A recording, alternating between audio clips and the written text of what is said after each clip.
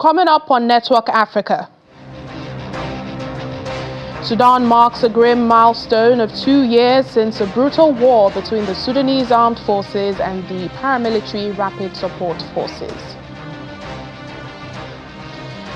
As the war continues, the United Nations says 1 in 3 Sudanese are displaced and 1 in 6 internally displaced persons globally come from Sudan.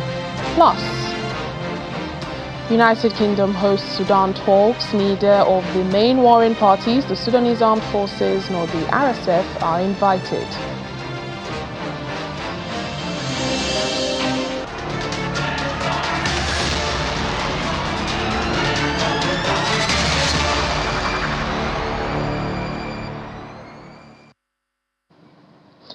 Hello and welcome to the program. I'm Layo Olarinde. Network Africa today is focusing on the war in Sudan as the country marks 2 years since the civil war began.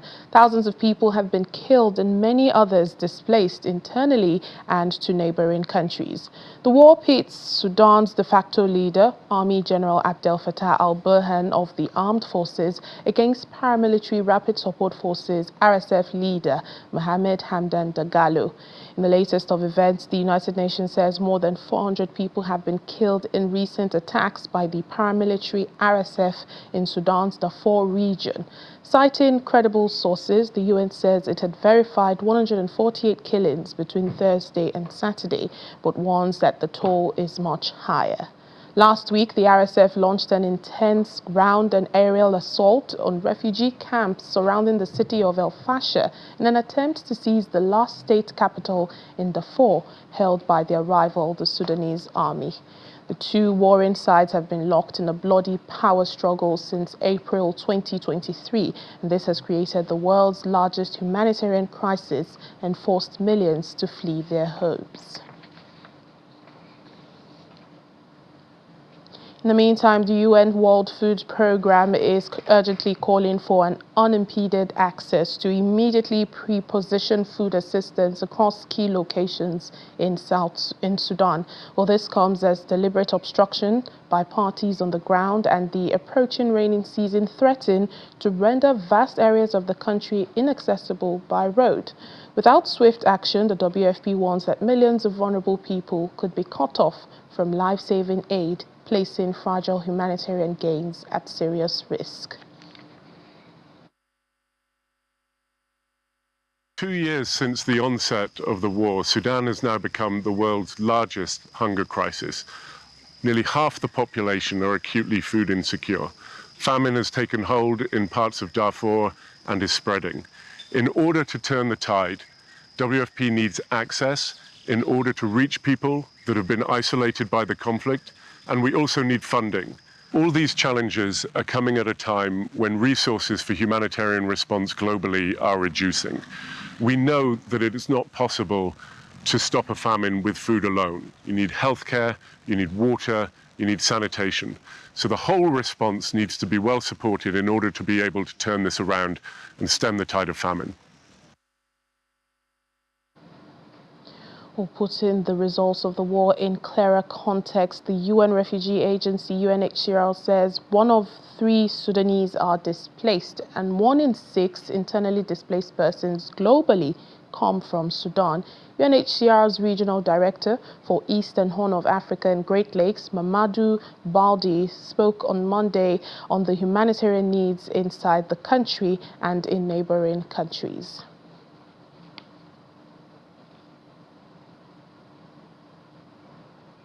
Hosting refugees. Regional countries, our neighboring countries have not closed their borders.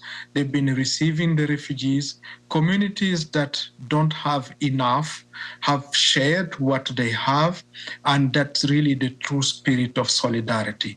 And this is what we see happening in the region. And as we speak today, over 70,000 have reached Uganda. Uganda has problem of its own, and Uganda has thankfully opened and kept its borders open, despite receiving 1.8 million refugees as we speak. They have added to that 70,000 Sudanese refugees, and Libya over 200,000. And what we also know that is if a regional refugee response plan like the one we are coordinating is only funded at 10%, more people will move, and we know that one route is towards Southern Africa. The UK Foreign Secretary David Lammy is hosting a high-level international conference in London to find a pathway to peace in Sudan. The UK is promising an extra $120 million worth of food and medical assistance. However, neither of Sudan's main warring parties, the Sudanese Armed Forces nor RSF, have been invited to these talks. Instead, they are being represented by regional allies, some of whom diplomats say are fueling the conflict.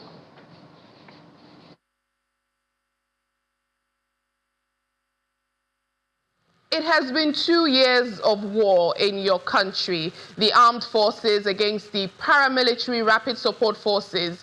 Now, both factions were united 2 years ago. Looking forward to a civilian rule after the ousting of longtime leader Omar al-Bashir. Where did things go wrong? All right, thank you.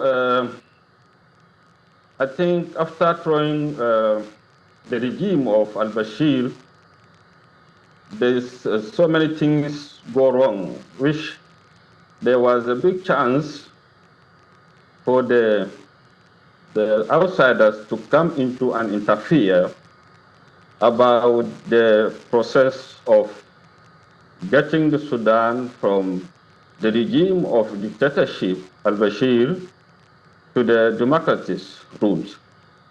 And all over the things went wrong when we are trying to come together, all of us as a Sudanese, to have a dialogue. Then we can reform the whole things to arrange ourselves towards democracy.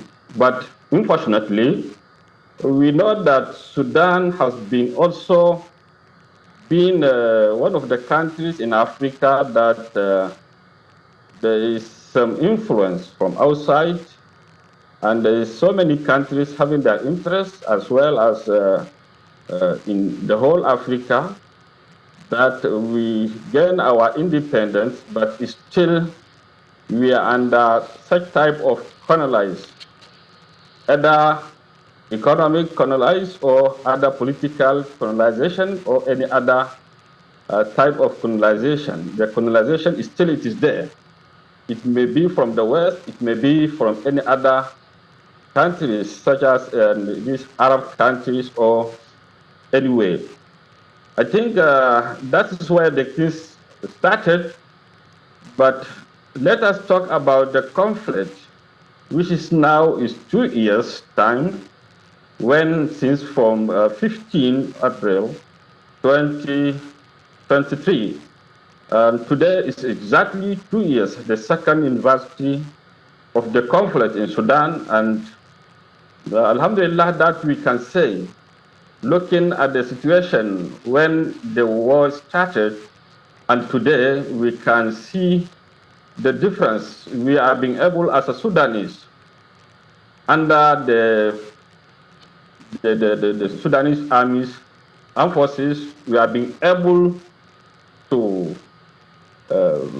reorganize ourselves and also begin to overcome the situation. Looking at the situation today and the day that the war started, the difference is very clear and is big. Yes. And I think we are heading towards the way forward to overcome this. But this one is a historical time and the historical case that has been, we are being able to try to fix it. I think we are in Africa, we have challenges that the interference from outside is almost all over the countries, all over the continent of Africa. And Sudan is not an exception because the interference from outside is been there even during al-Bashir, before al-Bashir, after al-Bashir, and still. But now, we as a Sudanese, all of us, when we have realized that we are being targeted from different countries within the region and outside of the region, some of the international community having their interest in Sudan and also planning to serve their interests, but they don't care about the Sudan and the Sudanese people. Lieutenant General, why this time around they have been able to get the chance through this militia, what you call the RSF. Yeah, the paramilitary rapid support forces. Let me hang on to, what you've just mentioned. We know the armed forces had taken the United Arab Emirates, speaking about influence that you've mentioned, to the International Court of Justice. You've taken the UAE to the ICJ. And we've also heard Sudanese Foreign Minister Ali Youssef calling the UAE, Chad, and Kenya stakeholders in this war. Perhaps shed more light on this for us. How so? Yes, their interference or their participations in this war, it is very clear. This RSF, they have been sponsored and supported, fully supporting machinery and economically, financially, and also diplomatically and politically, been backed by the United Arab Emirates. And also, it's unfortunately that you can mention Kenya, they are still playing a role. Though what I believe the Kenyans have no any interest to do that for the Sudanese people, for the Sudan, instead of the call. We know Kenya, the history of Kenya, and the Kenya's leadership.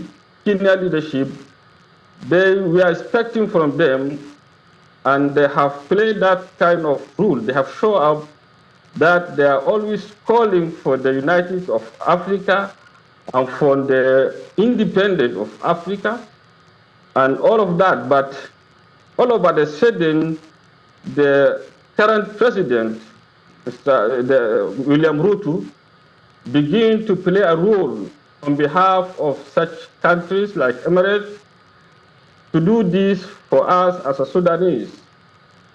And Chad also.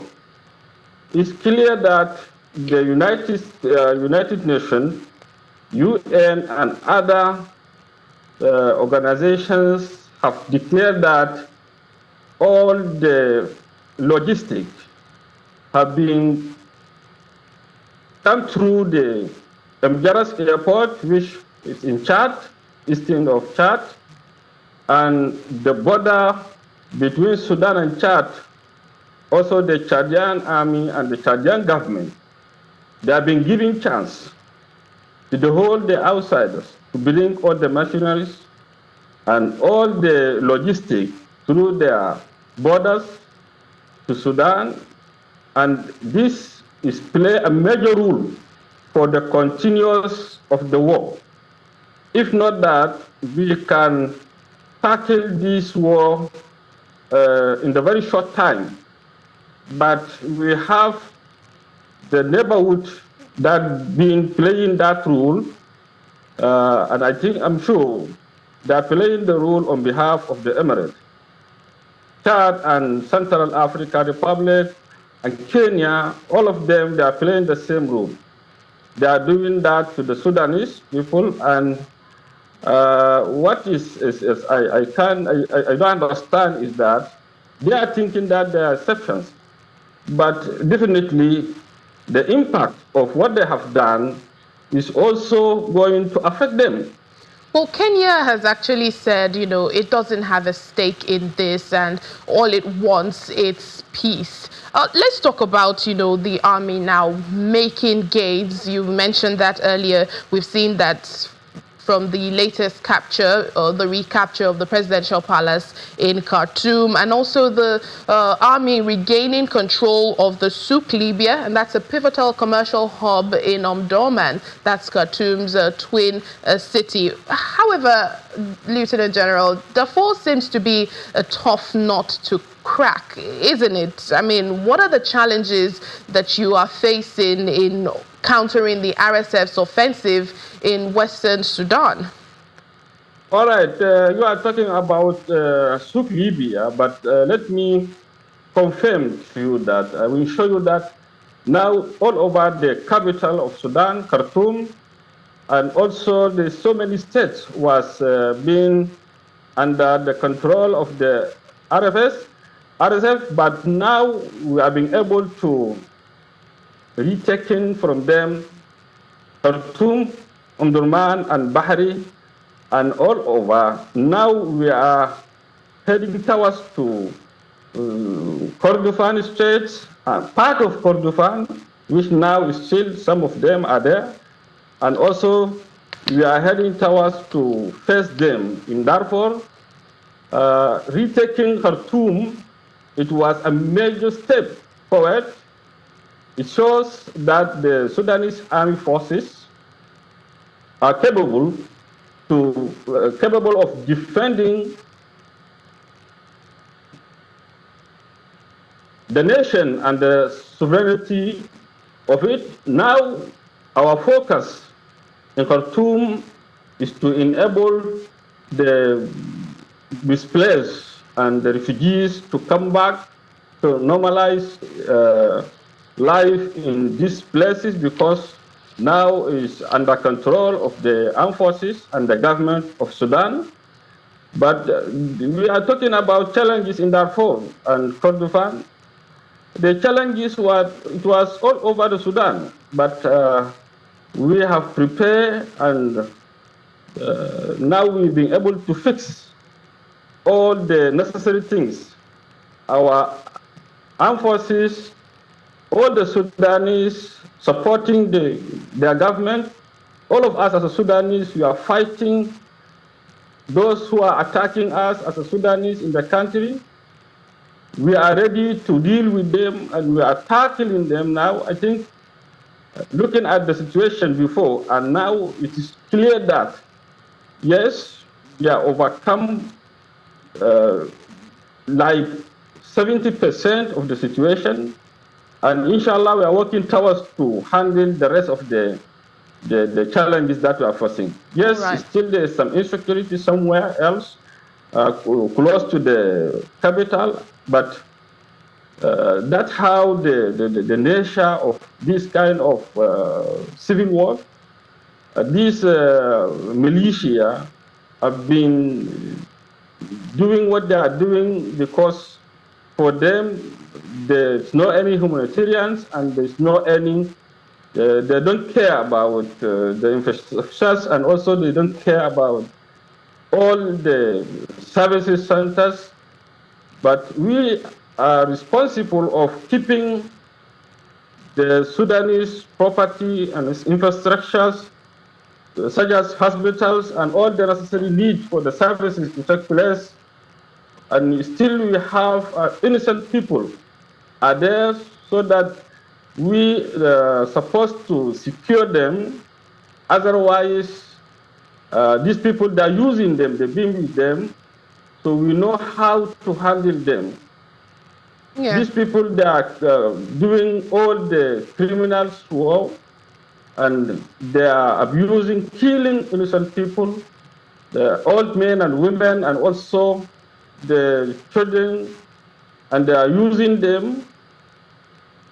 For that way, we are trying to do our best possible to save all the Sudanese, to save their life, to secure them, and also we have to deal with this RSF.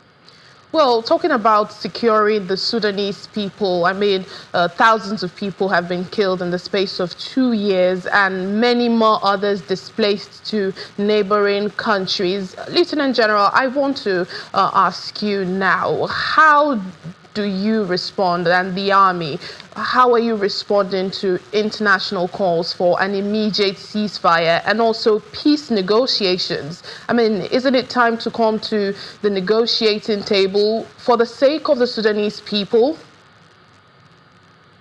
Well, absolutely, we are not against the peace, but looking at the whole things right from the beginning up to today, the Sudanese government have responded to the call from the international and also from Saudi Arabia, joined with the United U.S. government for the ceasefire and also the process of peace talking. That was earlier 2023. We respond to it, but the RSF by then and the people who are behind them, they were seeing that from the situation on the ground by then, they are not being able to respond to what we agree on by then. But now they are calling for the ceasefire.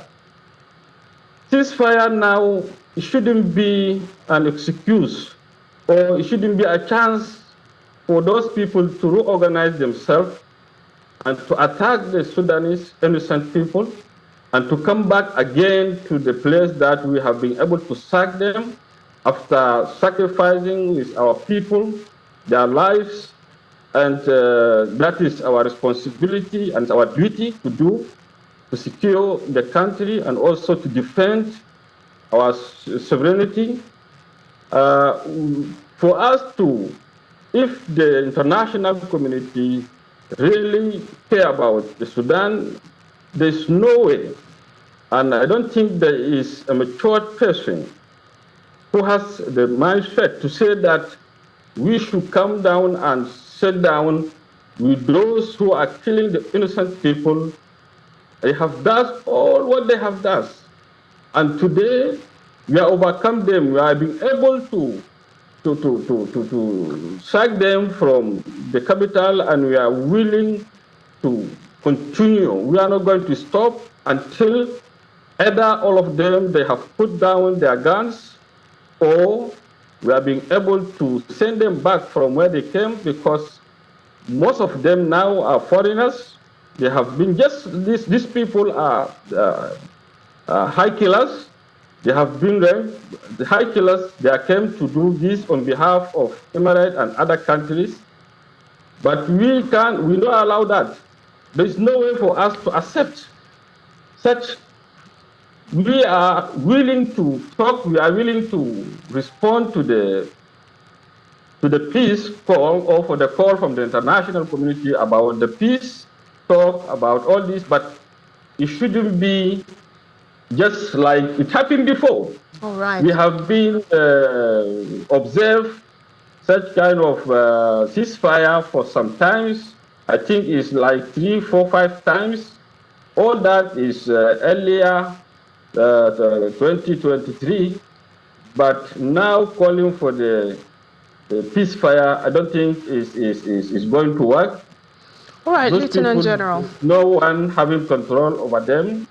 They are doing what they are doing is just like, as I said, they are observing what they ask them to do.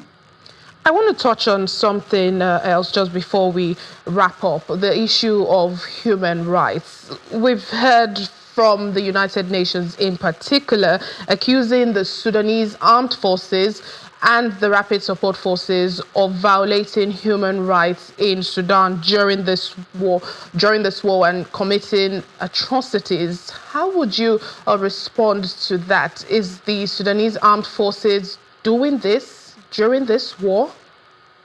No, the difference is very clear.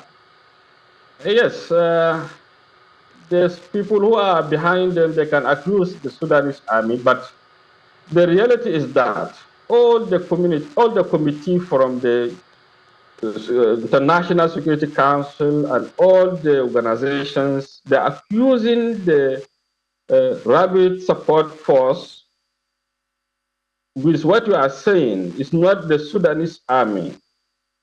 Let us look at this. When there is these people controlling, all the innocent people are running away from them. All the criminal cases have been there. All the people are trying to come to the side that controlling by the government of Sudan and also the Sudanese army. So accusing the Sudanese army for violence and this humanitarian, no, I don't think it's, the picture is very clear. All right. The picture is very clear. All right, Lieutenant General, just very quickly, I want to ask you if there is an end in sight to this war in Sudan. Please come again. I want to ask you directly if there is an end in sight to the war in Sudan. Yes, this war is going to come to an end, definitely. And the Sudanese people, they will win. They will be overcome this situation. They will overcome this. And this rapid support force, they are going to vanish from their life. There is no way for them to be there. For what they have done to the Sudanese people, we as a Sudanese, we are not going to forget that.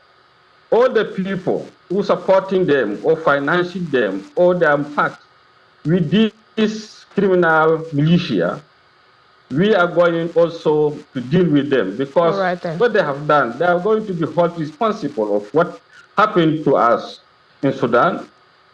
The damage that they have made in Sudan we are not going to forget it. The innocent people, they have been killed. The more than 12 billion people, they have been displaced. More than 5 million people have been refugees to the neighborhood country. Some of them, they have run with their life far away from even our neighborhood country. So all what happened to Sudan is not just, you can't imagine it, it's beyond your imagination. Yeah, it's a very sad situation. And we do but hope inshallah, for a we as respite. a Sudanese, yes, we have been able to reorganize ourselves, and we are ready to force these people and to deal with them. All right then. This nation will save the country. The Sudanese army have shown that they are capable to protect and defend the sovereignty of the country and to protect the life of the Sudanese all over the country, and also they will secure the territory of the Sudan. Thank you so much. It's been a pleasure, Lieutenant General Khalid Salis Abaka, the Chairman Commander-in-Chief of the Sudanese Youth Movement for Change and Justice. Thank you for speaking to us on Network Africa. Yeah, welcome. Thank you for giving me the opportunity also.